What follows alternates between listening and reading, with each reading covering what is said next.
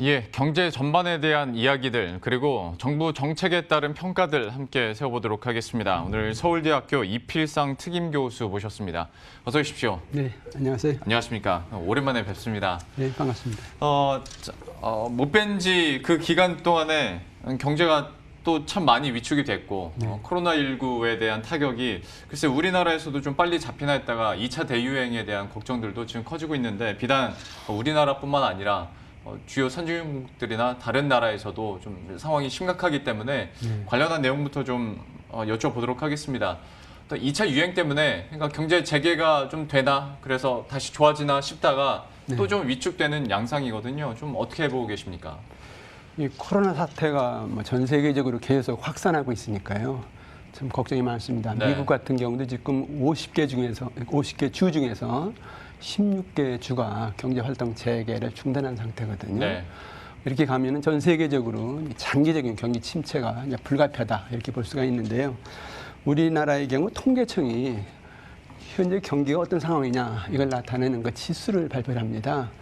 그 동행지수 순환 변동치라는 것인데 그것이 지난 5월에 96.5였어요. 네. 근데 96.5라는 숫자는 1990년대 말 외환위기 이후에 최저치입니다. 네. 그래서 이제 경기 지수가 이렇게 빠른 속도로 떨어진다 하는 얘기는 우리 경제가 정상 궤도에서 벗어나서 결국 추락의 어떤 길을 가고 있는 것이다 이렇게 이제 볼 수도 있다는 것이거든요. 예. 그래서 이제 위기가 상당히 심각한 상황이 될 수 있다 하는 얘기인데 잘못하면은 IMF 위기 때보다 더 심각한 위기를 우리가 겪을 수가 있습니다. 중요한 차이는 그때 위기는 그 사람이 만든 위기, 즉 인재였습니다. 네. 그러니까 끝이 보였다는 거예요. 근데 이번 위기는 이게 바이러스가 이제 퍼뜨리는 예. 위기이기 때문에 이게 천재라는 것이죠. 그래서 네. 이것이 쉽게 끝나지 않으면은 정말 세계 경제는 물론이지만 우리 경제가 IMF 위기 때 이상의 위기를 겪을 가능성이 있다. 이렇게 이제 볼 수가 있는데 정말 강력한 대책으로 정말 대처를 잘해야 될 것 같습니다. 그러니까 그때 당시에는 얘기해 주신 것처럼 사람이 그리고 시스템이 붕괴가 되다 보니까 나왔었던 때문에 이걸 고치고 되돌리면 어느 정도 우리가 희망을 볼 수 있었는데 네. 이 바이러스는 언제 종식될지를 모르는 상황이기 때문에 불확실성이 너무 크다라고 얘기를 해주셨고 여기에 대해서는 정말 좀 심각하게 바라봐야 된다라고 얘기를 해주셨어요. 우리나라 경제에서 아무래도 수출 의존도가 좀 높다 보니까 수출 지표에 대한 걱정들도 많이 있습니다. 물론 좀 반등을 하고 있긴 하나 그래도 여전히 마이너스권이기도 하고 코로나19 이전과 비교하면 이건 엄청난 차이가 있기 때문에 좀 여기에 대해서는 앞으로 좀 더 걱정을 해야 되는 상황인지 아니면 그래도 차차 우리나라는 회복을 할 수 있다고 보시는지 어떻게 바라보십니까? 앞으로 수출 산업은 더 어려운 상황이 전개될 수 있다 이렇게 봐야 할 것 같습니다. 5월의 수출이 작년 5월에 비해서 마이너스 23.7% 감소했고요. 6월도 마이너스 10.9%나 감소했습니다. 근데 잘 아시다시피 우리나라 경제는 수출 의존도가 절대적입니다. 네. 그러니까 코로나 사태가 터지면서 사람 방역은 되는데 경제 방역이 안 된다는 겁니다. 예. 결국 이제 우리나라만 방역을 잘해도 소용이 없다 하는 얘기인데 그렇죠. 예. 지금 문제는 세계적으로 이 코로나 사태가 계속 확산하면서 정말 전 세계 경제가 이렇게 가다가는 마비되는 것이 아니냐 그런 어떤 생각도 드는데요. 그 전 세계적으로 지금 코로나 확진자 수가 1,000만 명이 넘지 않았습니까? 예. 사망자가 50만 명이 넘고요. 이런 상태에서 다른 나라 경제들이 계속 위축이 될 경우에 우리 수출이 결코 이제 증가되기 어려운 그런 상황에 빠질 수 있다 하는 얘기거든요. 중요한 것은 결국 하늘이 무너져도 솟아날 구멍이 있다 이런 차원에서 우리가 이제 모든 어떤 이제 대책을 강구해야 되는데 아주 종합적으로 좀 대응을 할 필요가 있습니다. 예. 우선 그 수출 기업들이 이것 때문에 그냥 무너지면 안 된다는 거예요. 일단 네. 버텨야 된다는 것이거든요. 그런 차원에서 본다면 이제 정부의 금융 지원이나 세제 지원이 적시에 제대로 좀 지원이 돼서 건강한 기업들이 쓰러지는 일은 없도록 해야 되겠다는 것이 첫 번째 대책이고요. 예. 두 번째 대책은 우리나라가 이 코로나 방역의 모범국이다 보니까 내수는 다른 나라보다 타격이 적습니다. 네. 그러니까 수출 이제 산업 물론 수출 이제 주로 하지만은 내수로 돌릴 수 있는 건 좀 돌려서 그 위기를 좀 극복하는 그런 어떤 노력도 필요하다 하는 것이고요. 그다음에 세 번째 대책은 뭐냐면 지금 코로나 사태가 이제 확산되면서 그 수출 특화 상품들이 있습니다. 예. 이게 반도체 같은 거, 그다음에 비대면 통신 같은 거, 의료 장비라든가 위생 용품 이런 것들은 오히려 수출이 더 될 수 있다, 늘어날 수 있다는 것이거든요. 예. 그렇다면 우리가 그쪽에 좀 수출을 집중해서 이 수출 타격을 좀 완화하는 그런 어떤 노력을 할 필요가 있다 하는 것이고요. 그다음에 네 번째는 지금 이제 사람 움직이기 힘드니까 온라인으로 새로운 수출 전략을, 마케팅 전략을 펴라는 것이죠. 예. 그래서 이제 세계 시장을 좀 다변화하면서 위축되는 또 수출을 더 살려낼 수 있는 그런 어떤 새로운 마케팅 전략 같은 걸 펼 필요가 있다 하는 것이고요. 마지막으로 중요한 것은 이제 산업 구조라든가 산업 형태라든가 소비 형태 이런 것이 이제 구조적으로 지금 변화하고 있다 이렇게 볼 수가 있는데 예. 중요한 것은 포스트 코로나 시대 우리 경제가 다시 일어설 것이냐 그것이 가장 중요하거든요. 네. 그럼 지금 연구개발 투자를 확대한다. 그다음에 신산업을 발굴한다. 그래서 이 수출 기업들이 사업을 재편하면서 새로운 업종을 가지고 새로운 시장을 개척한다. 그래서 포스트 코로나 시대에 우리 기업들이 다시 세계 경제를 어떻게 보면 주도하면서 우리 경제가 도약할 수 있는 그런 기회를 만들 수 있다라는 차원에서 이제 산업 정책을 굉장히 이제 좀 강력하게 펼 필요가 있다. 그래서 그 정부 정책이 일단 위기 대응 이런 식으로 이제 정책에 초점이 맞춰집니다만 예. 그거를 더 넘어서 이 포스트 코로나 시대를 대비해서 어떤 산업으로 우리가 세계 시장을 다시 한번 공략할 거냐 하는 차원에서 산업 정책이 지금 그냥 위기 대응 정책 이상으로 중요하다. 그런 인식을 가질 필요가 있습니다. 그 포스트 코로나를 어떻게 먼저 대비하고 또 추진을 하느냐에 따라서 글로벌 어떤 경제 위상에도 큰 변화가 있을 것 같고 네. 그 얘기를 해주신 것처럼 지금 코로나19 사태를 지나가면서 수출 특화 상품을 더 집중을 해야 된다 얘기를 해주셨는데 실제로 뭐 의약품이나 네. 음식료 쪽으로는 오히려 수출이 좀 개선되거나 그렇죠. 증가하는 쪽이 있었으니까 여기에 좀 더 집중을 해야 된다 얘기를 해주셨어요. 그리고 그 전에 내수로 이겨내야 된다라는 부분도 있었는데 아무래도 뭐 무역이야 그쪽 나라 사정도 괜찮아져야 되니까 뭔가 되는 거지만 네. 국내 같은 경우에는 내수는 우리가 어느 정도 방역을 성공적으로 하면 네. 그래도 그나마 상대적으로 우리가 더 주도적으로 뭐 다시 한번 살려낼 수 있는 부분이기 때문에 그렇습니다. 한번 여기에 대해서 더 여쭤보려고 하는데 사실 근데 내수도 소상공인을 중심으로 그리고 중소기업을 중심으로 굉장히 힘들지 않습니까? 힘듭니다. 예. 예. 좀 정부에서 나름대로 뭐 긴급재난지원금이랄지 1, 2, 3차 추경까지 지금 얘기가 나온 상황인데 이런 정부의 지원책에 대해서 그리고 어떤 대처에 대해서 어떻게 보고 계십니까? 일단 정부로서는 뭐 그 강력한 재정 확대 정책 또는 금융 완화 정책을 펴면서 적극적으로 대응하고 있는 건 사실입니다. 네. 근데 이제 위기가 이게 이제 끝이 안 보이고 계속 이제 확대되니까 좀 이렇게 계속 갈 경우에 과연 이게 위기를 이제 끝까지 막을 수 있느냐 그런 어떤 우려가 이제 제기되는 건 사실입니다. 네. 근데 어쨌든 간에 이 소상공인들 우리 서민들 생활 기반입니다. 어떤 국민적 경제 어떤 저변이기도 하고요. 그런 측면에서 본다면은 이제 어떻게든지 소상공인이 쓰러지는 건 막아야 되겠다는 얘기인데 일단 지금 부도나 폐업이 많거든요. 예.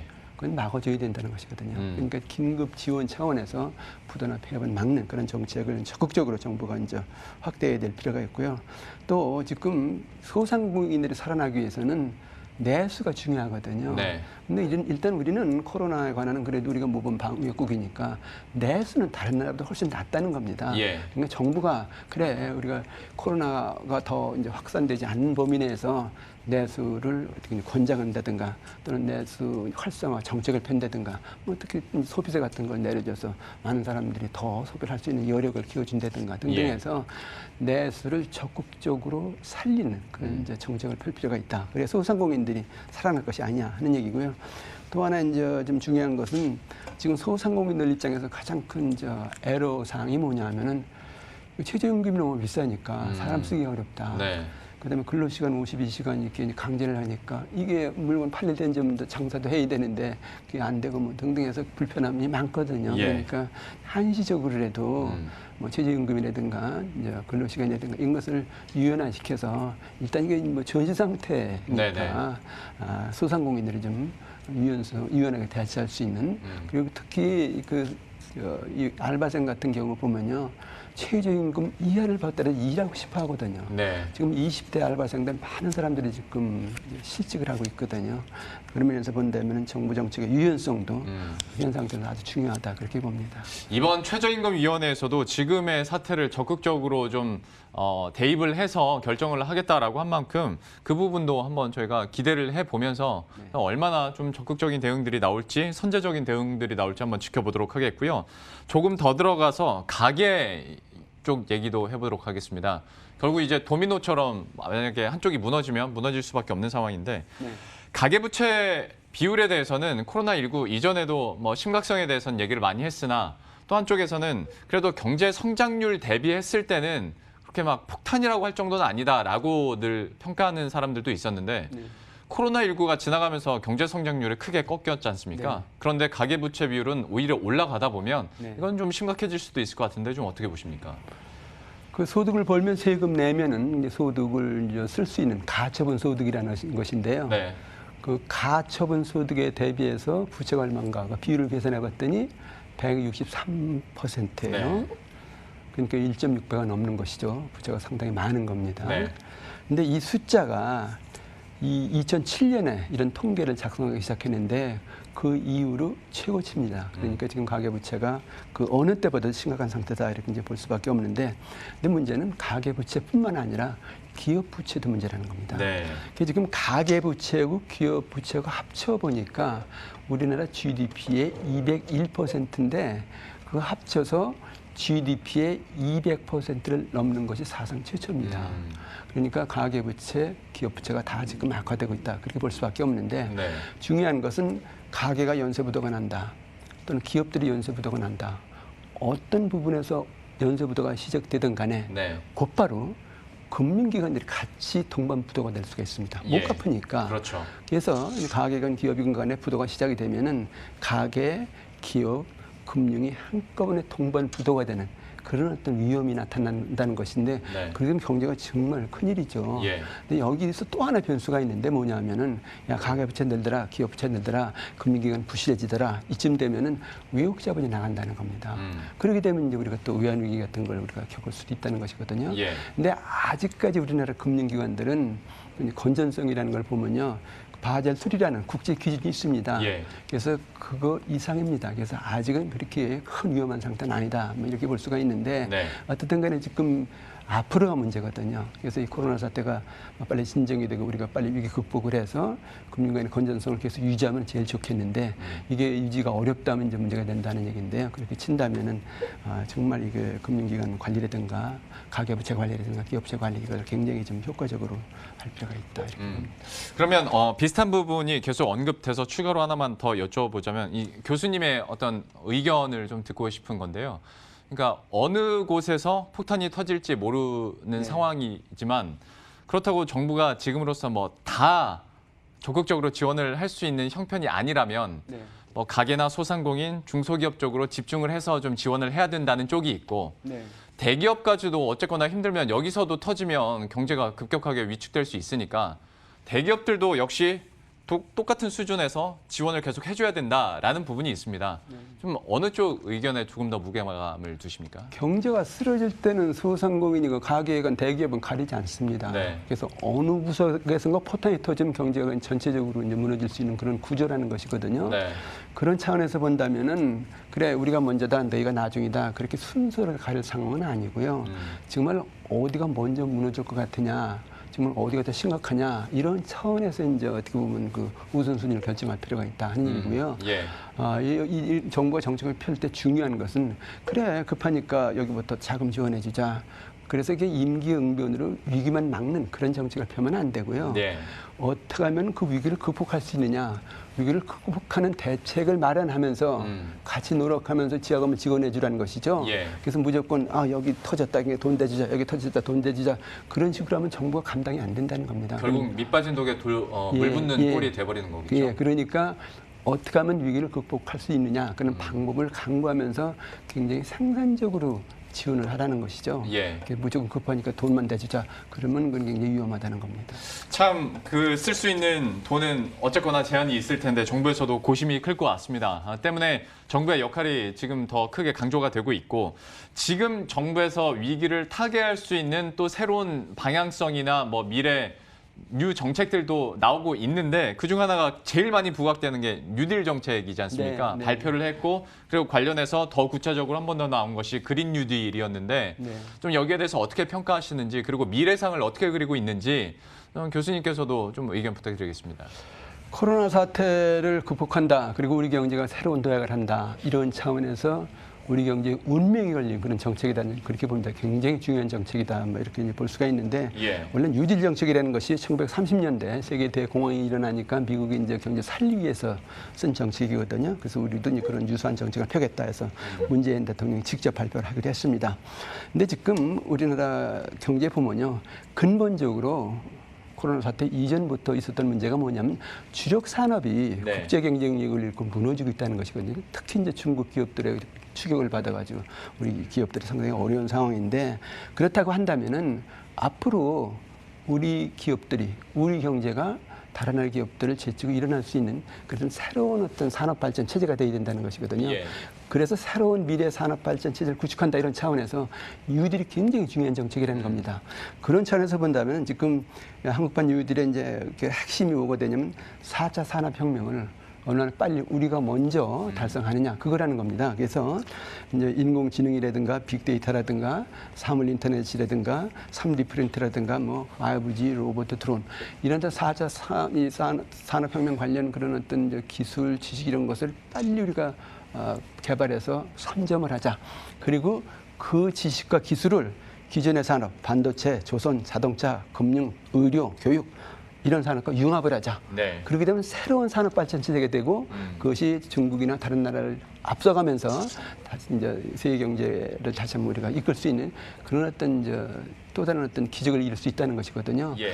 그런 차원에서 한국판 뉴딜이 한국의 산업을 새롭게 발전시키는 그런 터전을 마련하고 새로운 동력을 부여한다는 차원에서 굉장히 중요한 정책으로 추진해야 되는데 이거 지금 급하니까 일단은 돈 푸는 정책이다. 뭐 이런 어떤 차원에서 그 정책이 연장이 된다면은 이거는 실패하기 쉽습니다. 특히 그린 뉴딜 하면서 이명박 정부 때 결국은 이제 그 토원 산업을 많이 하면서 네. 경제 정책의 실패를 했다 이렇게 평가를 하는데 예. 그린 뉴딜 내세우면서 또 토건공사 이런 데 치중한다면은 굉장히 이제 불안한 그런 어떤 뉴딜이 될 수가 있겠죠. 그러니까 단순히 지금의 위기를 넘기기 위해서 뭔가 정책을 하나 내놓는 것이 아니라 이제 4차 산업혁명 가운데서 다시 한번 우리나라 중심에 서기 위해서 좀 구체적이고 그리고 발빠른 대응들이 필요하다라고 얘기를 해주시는 거고 예, 큰 근간에서 좀 흔들림 없이 이런 정책들이 잘 수행이 됐으면 좋겠는데요.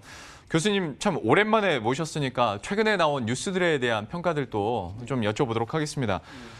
6.17 부동산 대책과 관련해서는 이야기들이 참 많습니다. 그리고 뭐 땜질식 처방을 하고 있다라는 얘기들도 나오고 있고 워낙 비판들이 많다 보니까 약간 좀 수정 보완하겠다라는 얘기까지 지금 나왔는데 이번 부동산 대책에 대해서 좀 어떻게 보고 계십니까?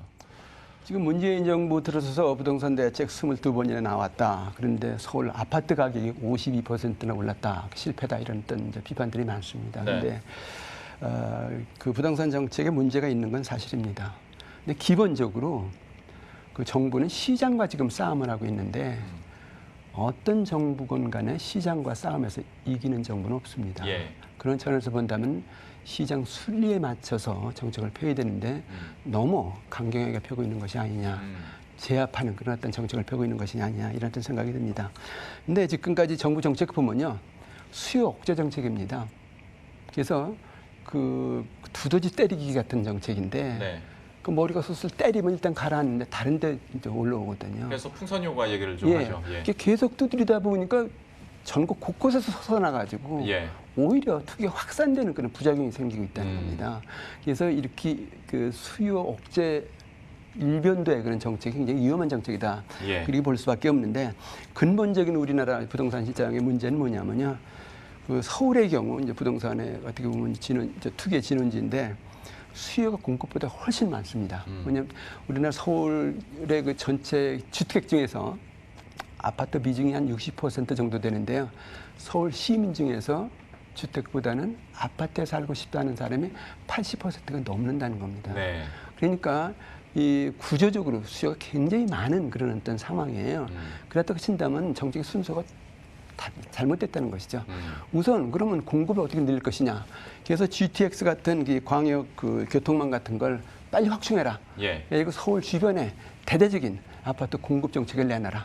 여기 얼마 짓고 여기 얼마 짓고 또 GTX 이런 거 건설해가지고 얼마든지 서울 빨리 올 수 있다. 네. 이런 식으로 공급 대책을 일단 대대적으로 발표한 다음에 그냥 투기 수요는 이건 강경하게 잡겠다. 그래가지고 뭐 대출 억제도 하고 뭐 과세도 이제 더 하고 그다음에 무슨 뭐 다주택 이제 억제도 하고 그러면 좋다 이런 얘기예요. 예. 근데 공급적 대책이 없는 상태에서 이제 무조건 이제 수요만 이렇게 자꾸 억제를 하니까 이제 문제다는 얘기인데 특히 이런 정책을 내놓으면서 또 하나 문제가 뭐냐면 금리가 지금 사상 최저입니다. 부동자금 1,100조입니다. 네. 이 돈이 갈 데가 없습니다. 부동산 시장을 흐르는데 그 돈은 어디로 가야 되냐면요. 소비로 가야 됩니다. 투자로 가야 됩니다. 그러니까 소비 활성화, 투자 활성화해서 자금의 흐름을 부동산 쪽이 아니라 산업, 경제 쪽으로 흐르게 하는 그런 어떤 이제 정책도 아주 중요하죠. 유동성을 좀 다른 곳으로 흐르게 하는 것도 사실 정부의 또 역할 중에 하나일 테니까 좀 그 방법에 대해서 지적을 해주셨고 어떤 시장의 순리도 어느 정도 맞춰야 된다라고도 지적을 해주셨는데 참 지금의 정부 부동산 정책에 대한 스탠스를 되돌리기에는 너무 멀리 온 느낌도 들긴 합니다만은 아무리 늦어도 제 길을 가야 됩니다. 예. 예. 지금까지 어떤 정부도 시장을 이긴 정부는 없었다. 이 말에 좀 방점이 많이 있는 것 같습니다. 좀 어떻게 미세 조정들이 있을지 한번 계속 지켜보도록 하겠고요. 또 하나 금융권에서는 주식 양도소득세 이것도 참 특히 개인 투자자들 사이에서는 말이 많습니다. 그러니까 거래세 폐지를 은근히 기대를 했었는데 이쪽 얘기는 안 나왔었고 2천만 원 이상 이제 금융소득을 얻으면 여기에 대해서 세금을 부과하겠다는 건데 그럼 여기에 대해서는 어떻게 평가하셨습니까? 주식이라는 것이 자본주의 경제를 이끄는 가장 중요한 금융 상품인 동시에 그 국민들의 아주 가장 중요한 재산 증식 수단입니다. 네. 근데 이 재산 증식 수단이라는 차원에서 양도세를 대부분 선진국에서 부과를 하고 있어요. 그래서 우리도 그걸 도입하겠다 이런 얘기인데 뭐 도입 어떤 뭐 기본 방향에 대해서는 뭐 일단은 뭐 그걸 수긍은 할 수 있는데 근데 시기적으로 굉장히 잘못됐다는 겁니다. 지금 보면은요 우리나라 경제 상황 보면은 코로나 사태 때문에 전시 상황 아닙니까? 예. 지금은 세금을 써야 되는 시기인데 세금 걷겠다 이런 정책을 펴니까 그게 엇박자가 난다는 것이고요. 또 두 번째는 무슨 얘기냐면 지금 외국 자본 유출이 굉장히 위험한 상황이거든요. 근데 지금 이런 대책 내놓으면 야 그럼 한국 증권 시장에 투자하지 말라는 거야? 외국 자본이 이제 들어오지 않는 또 나가는 어떤 신호가 될 수도 있다 하는 것이고요. 그다음에 세 번째 문제는 뭐냐면은 지금 부동산 투기 때문에 자금이 갈 곳이 없는데 정말 자금이 제대로 흐른다면은 증권 시장에 가서 그게 기업 투자로 연결되죠. 그 경제가 성장하고 일자리 만드는 거 아닙니까? 그래서 이제 상단적으로 자금이 흘러야 되는데 여기에 이제 뭐 주식 이거 양도세 이제 물리겠다 이쯤 되니까 이게 자금이 멈칫한다 이런 얘기거든요. 그리고 이제 이 동학개미 뭐 이런 차원에서 일반 투자자들은 우리는 그래도 피땀 흘려서 돈 좀 모아가지고 재산 좀 모으려고 하는데 그냥 주식 투자 좀 하는데 벼랑간 세금 이거 부과냐 당연히 반발이 있죠. 그래서 경제가 어떤 그 상황이 굉장히 중요하고요. 그 다음에 점차적으로 단계적으로 시장의 저항이 없이 그 다음에 그 불공정한 어떤 그 피해가 없이 이제 순리대로 이걸 이제 도입해야 되는데 너무 급작스럽게 발표를 하니까 시기적으로 굉장히 지금 안 좋은 상황이다 저는 이렇게 봅니다. 그러니까 부동산 자금이 이제 매력도가 좀 떨어져서 주식 시장으로 옮겨오고 그게 이제 기업들의 투자로 이어질 수 있는 부분인데 그래야 되고요. 타이밍이 안 좋다 보니까 그러면 주식 시장에서 한번 벽이 생겨버리는 꼴이 됐네요. 결과적으로. 그렇게 되죠. 하다 보니 이제 어떤 시장 매력도도 떨어지고 유동성의 순환에도 좀 문제가 생길 수 있다. 자금 흐름에 이제 어떻게 벽이 생기는 거니까 그 심리적인 벽이 굉장히 중요하거든요. 그래서 참 개인 투자자들은 개인 투자자들로 세금이 늘어나는 것 같아서 불만이고 또 지적해주신 부분처럼 어떤 유동성의 순환 그리고 옮겨감에 있어서도 약간의 좀 삐걱거림이 생길 수가 있을 것 같습니다. 타이밍에 대해서 얘기를 많이 해주셨고요. 전반적으로 경제 전반에 대한 이야기들부터 지금 나오고 있는 정부의 정책들에 대한 평가와 또 지적사항까지 함께 들어봤습니다. 지금까지 서울대학교 이필상 특임교수와 함께했습니다. 오늘 말씀 고맙습니다. 네, 감사합니다. 그럼 저희도 여기서 인사드리도록 하겠습니다. 식사 맛있게 하시고요. 저희들은 내일 이 시간에 또 새로운 소식과 전략 들고 다시 찾아뵙도록 하겠습니다. 시청해주신 여러분 고맙습니다.